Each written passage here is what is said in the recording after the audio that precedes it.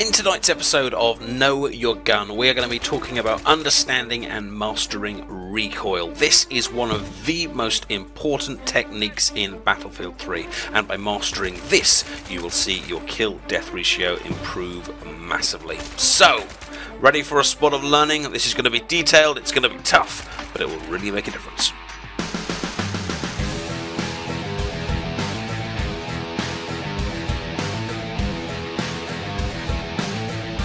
Well, greetings everyone. Today we're going to be talking about understanding and mastering recoil. I've already done a video looking at gun spread or bullet spread, and I do strongly suggest you go and check that one out before you have a look here. Like always, when you're doing some gun exercises like this, you're going to need some ammo, so before you do anything, find the place where you want to be kind of practicing some stuff. Find an empty server for these kind of drills, chuck down an ammo pot, and then you can top yourself and come back as whatever class you really want to be practicing as. And as normal for me, I'm going to be playing as Assault, and I'm going to be going with the evil gun, the one that people kind of say is overpowered and all that kind of stuff. But there's a reason for it today, which is the M16A3, because one of the reasons this is such a popular gun is that the recoil is quite easy to control. So we're going to start with the easiest gun, and then we'll probably move on to a trickier one a little bit later. So what is recoil? So right back to the basics. The recoil is when you fire more than one bullet in a row, the gun is going to jerk upwards, and as you fire the second bullet, it's going to jerk upwards again. The third bullet is going to jerk upwards again. Not this much, but I'm exaggerating. And the point is that if you're aiming for a target, say just at the top of the C, although your first bullet might hit at the top of that letter C, by the time we get to the third or fourth bullet, we're going to be up here. Maybe the fifth or sixth bullet up here. Maybe the 20th bullet may be up here. So in fact, when you're kind of holding down the trigger, very few of your bullets are actually going to go on target. Unless, and this is what the core of this video is going to be about, we learn to compensate and to counter that recoil by pulling in the opposite direction. But let's just have a look at what the recoil actually does. So I'm just going to do a full mag dump, so the full 31 bullets at this wall, and let's see the pattern we get.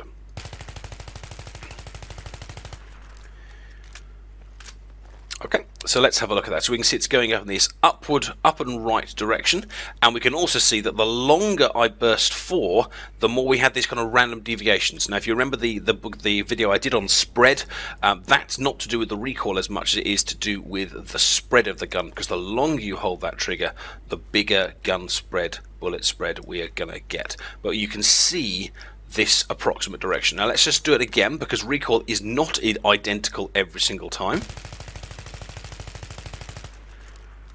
And let's do it for a third time. No, again, I'm just standing on the ammo pack.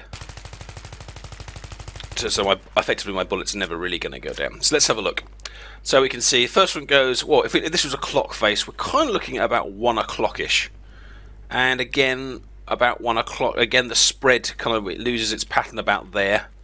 And again, maybe it's 1:30, a little bit more, but it's approximately the same direction each time. And each gun will have a pattern. Some guns, like this one, the M16A3, will go up to, say, 1 o'clock. Some of them will be dead 12 o'clock. Some of them will, of course, be the other way. And some of them will have a kind of a complete mix and will be very unpredictable. But one of the reasons why this one is such a popular gun is if we just look at the first, say, 5 or 6 bullets, 1, 2, 3, 4, 5, it's almost the same pattern each time. 1, 2, 3, 4, and then maybe fifth one's off a little bit. 1, 2, 3, 4.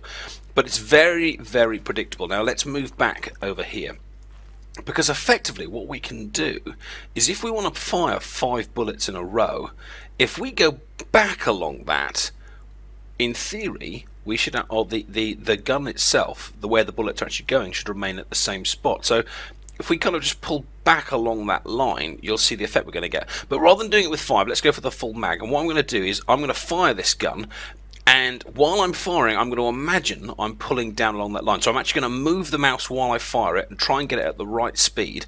And what we should find is that the gun stays roughly in the same place. Looks like it stays in roughly the same place, but then we'll see the effect. So here we go. Full mag dump.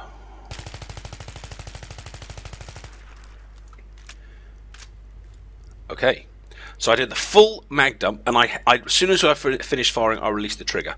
And look at where I've ended up. I've ended up just next to where the first bullet started, so perhaps I was just a little bit too vertical. But while I was firing, I remained totally up here, but as soon as I released it, I came all the way back down here, because that's actually where I'd pulled the gun back to. Watch again. So I'm going to fire up here, compensating for the recoil, and as soon as we finish, look at that big pull down, and we're approximately down where that first started. Now let's put this into practice on, say, a smaller amount of bullets. So rather than doing the full 30 or 31, let's just do 5 bullets. Let's see how far it goes with 5 bullets.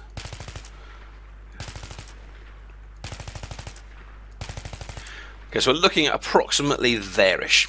Now let's pull back along that line, and so I'm going to pull from there to there.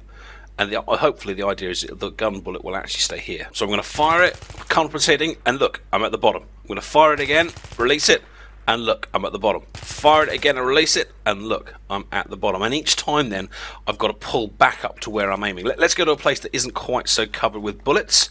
Let's aim at the top here. So I'm going to start at the top of the eye, and I reckon probably what's going to happen is I'm going to fire at the top of the eye, and then when I finish firing, it's going to drop down to the bottom of the eye. Look at that. But while I'm firing, you can see that cluster of bullets. The bullets are all going roughly here, and the better I get at compensating for that recoil pattern, the closer that bullet spread is going to be. But every time it finishes there, and that's when you kind of know that you've compensated for the recoil. If you fire like this and let go, and your gun is actually where you started firing, you didn't compensate for the recoil. Okay, so I'll show you again. Look, so I'm aiming at the top of the S. If I fire like that and then let go, if my gun goes straight back to where I aimed, you didn't do it right. You did it wrong. Your gun should finish below where you aimed, depending on the gun and if you compensate for the recoil. So let's try again. This time I'm going to compensate. 5 bullets. And look, I finished down there. A bit more than 5 that time. So what you need to kind of get yourself learning to do is effectively this movement. You're firing, you fire here, and you move back up. You fire here, and you move back up. You fire here, and you move back up. But the speed's slightly slower, because as you're firing, it's slightly slower. So it's like move down, whip, move down, flick, move down, flick. And the idea is then you're getting more bullets with lower spread on that same location. So if I slow it right down, effectively it's this. So slowly down while you're firing, and then whiz back up. Slowly down while you're firing, whiz back up. And that's going to look a little bit like this. And back up, and back up, and back up, and back up. Do you get the idea? And that's why when you watch those videos of the expert battlefielders, when they just seem to shoot some guy miles away and just kill him with 2 headshots, it looks like they're just firing and hitting him, which of course they are, but what they're doing is something like this. So imagine we have someone's head just peeking over the top of that thing over there. Difficult shot, a bit of head glitching going on. I'm firing from a little bit of distance, but of course what they're doing is actually something like that, and look where the gun has finished. And again, and move back up, and move back up, because they're compensating for that recoil all the time. Now this is not going to be something that you're going to come into a level like this and just do it 3 times and go, oh yeah, I've got it. This is going to be something that's going to take you practice over and over again, because this needs to be muscle memory. And it might be the case that you can do it in a place like a completely empty server, but when there's a real guy shooting back at you here and you've got bullets whizzing around your head and you're kind of sprinting around and all this kind of stuff, it's going to be really hard to suddenly stop and then compensate properly for that recoil. You've got to really spend a lot of time doing this. And remember, of course, different guns have different patterns as well. But when you do start to get the hang of it, you can get, your bullets are just so much more accurate, and you're so more likely to get a kill and more headshots and all that kind of stuff. Because so often the good players will do things like hide behind something like this. If I hide here and there's someone shooting at me from over there, they might get a headshot. Their first bullet, if they've got a heavy barrel, bang, that's going to get me. But if they don't compensate for the recoil, woo, it's up there. I mean, everything else has missed unless they kind of pull down and learn to try and get those bullets in the same place over and over again. Now, like I said, not every gun has the same recoil pattern. So let's go head over to simthic.com and have a look at some of the different patterns we can get. So this is simthic.com. I've done several videos using this website. It's an excellent resource. Thank you so much for the people behind it. And I've come over to a page called Battlefield 3 Accuracy Plots, and here you can see the recoil pattern combined with the spread pattern of all of the assault rifles, and then further down engineer, and then support, and then recon less so because of the fact that they're single bullet sniper rifles. But here we can see which have the more predictable recoil and spreads, and which will have the more out of control recoil and spreads. Now, I did a video looking at the FAMAS the other day, which not a lot of people use, and just looking at that, you can really see why. I mean, it's just very, very much out of control. It's going up and to the right, but at the same time, it could go over to the left. Will it go over to, you know, is it that 1 o'clock? Is that 2 o'clock? Is it actually just 12 o'clock? It's got a really kind of big spread to it.